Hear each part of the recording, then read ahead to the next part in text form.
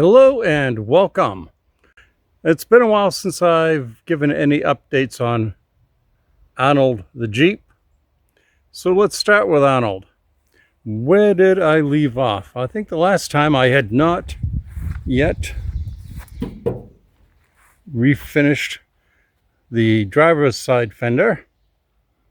There's the bumper that I made out of various bits of scrap.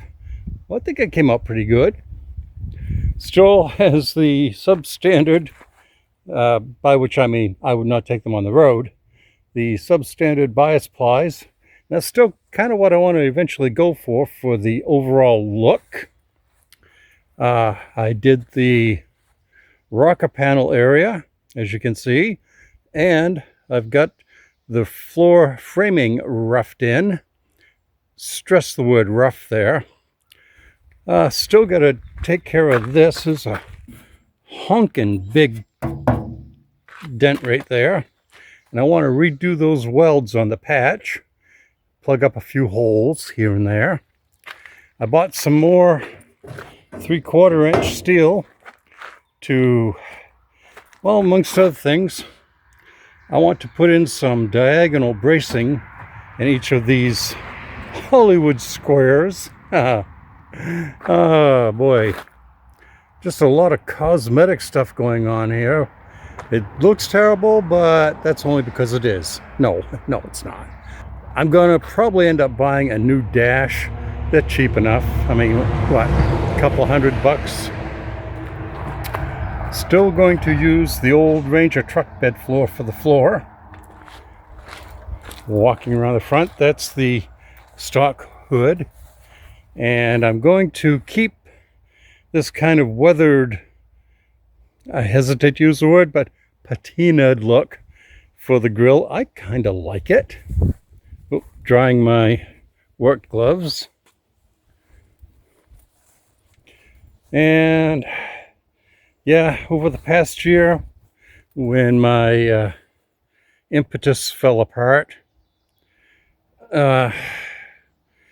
I got to redo that. I don't like the way it came out. And I will caveat by saying that this was the first time I had welded since 1977, when I was a junior in high school.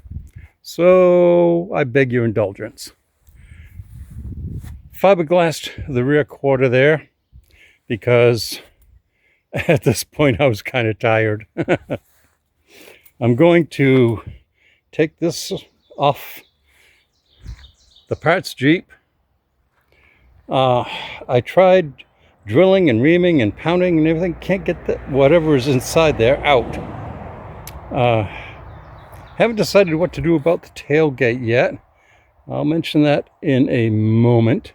But this is where ARNold sits at this time. I haven't given up on him. Just that last year, frankly, was a show. Pardon my French, as we say here in Maine. I don't know why, but they do. Well, between various illnesses and the death of my mother, and then a triple coronary bypass, I really didn't have a lot of incentive or whatever to work on the cars. I said I'd mention what I'm going to do with the tailgate. Well, this green one is the one that came with ARNold, and I bought this one a while ago, and you can see there's a little chunk missing down there. So what I'm going to do is combine the best of both and make one usable, if not particularly pretty, tailgate for ARNold. Oh, and look at this, hiding underneath the heavy-duty trash bag. Oh, for God's sake. There. I finally, on the third try, got hold of a working T90 transmission and a Dana, was it 18, I believe? I used to know that like the back of my hand. For the moment, I've got that roughed in with a drill bit. Okay, now, here's the best part about this.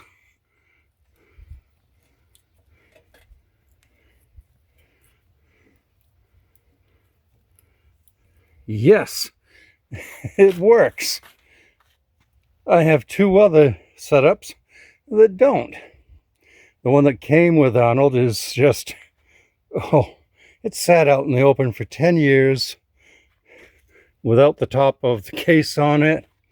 Well, you can imagine what that's like. In fact, it's over there at the bottom of that pile of scrap. And the other one is still in the parts Jeep. And well, you get an idea of how much that Jeep is worth to me now. I do have a couple of things to pull off of it, but it's mostly done. I'm going to have a scrapper come out and get it. Okay, from ARNold, moving right along, we come to this pile of garbage. It's a 68 Corvair. I bought it for $300. They were asking $5.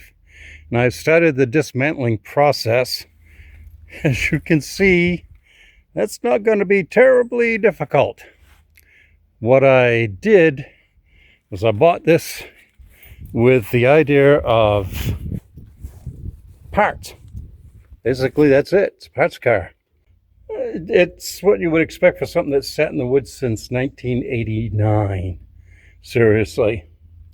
I had no illusions about this. Well, but this was fun. It was missing the entire lock set for the front.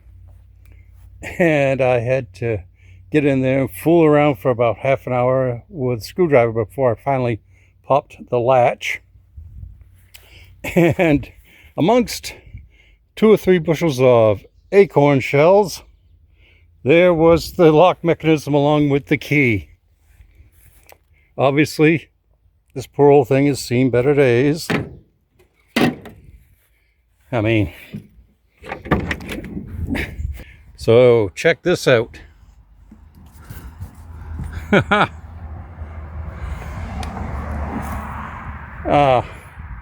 Yeah, the critters have had their way with the upholstery, but the springs and such seem to be okay, so I might be able to get some replacement foam pads and some cheap seat covers and put them in ARNold. Gonna remove that back seat too. Gonna pull everything off of this that'll come off, including that smaller diameter steering wheel, which I'm going to repurpose for Freyja, whom we'll talk about in a moment. I've started taking the doors off, as you can see, next to my lovely outdoor sofa. Putting the trim and stuff in that old box. Yeah, this is my good rim. I had to take that out so we could pull it out of the woods because they only had 3 wheels for it. And check it out. If you know your Corvairs, you know that a 140 is a moderately desirable engine. The thing is, gee whiz. Yeah. Unless I'm very much mistaken, that's at best a 110. Because if it was a 140, there should be 2 carburetors on each side, not 1. And yeah, that engine, not surprisingly, is frozen tighter than a miser's wallet. So, what am I going to do with this heap after I pull all the bright work and whatnot off it? Well, I am so glad you asked. I'm going to take from about here back, cut it off, turn it into a show trailer to take to the cruises and stuff with my other Corvair. I'm going to remove most of the rooftop and make a cantilever roof for the Jeep. Think of it as a rigid version of a bikini top. I'm going to repurpose the hood for a welding table. I'm going to sand it down and weld on some legs and a couple of studs for electrodes. And then I'm going to take what's left of the front and I'm going to turn it into a decorative planter, or as we call it in Maine, yard art. So yeah, there's the the update on the poor old parts car. Now, I had illusions, and I stress that word, illusions, maybe delusions, of possibly reviving this, but the actual subframes are shot to hell too, and honestly that's more than I'm willing to get into for my little driveway endeavors at the Ain't Got No Garage. Okay, well, here's Freyja, my 1967 Corvair. I really love the way this car looks. I mean, the body styling just hits all of my buttons. And that is a late 70s, early 80s, I guess. I'm not an expert. Sport wheel. That's a 14. And I'll talk about that in a moment. In fact, that is a 215/60 14. That's a stock 13. I've got some stuff I've got to do. Not the least of which is this window. When I roll it down, it falls off the little shelf that's on the regulator. And the one in the back doesn't seem to have any screws or clips or anything like that. So I think it was glued on, and it probably came unglued on the front. And I've got some Gorilla Glue over there for that purpose. I've got a set of cheap, and I again emphasize that word, cheap seat covers. Yeah, upholstery is not horrible, but it's seen better days. And I had enough points on my card that I got these at no cost from Amazon. They're supposed to resemble quilted wetsuit material. I haven't opened the box yet, so I can't say for certain.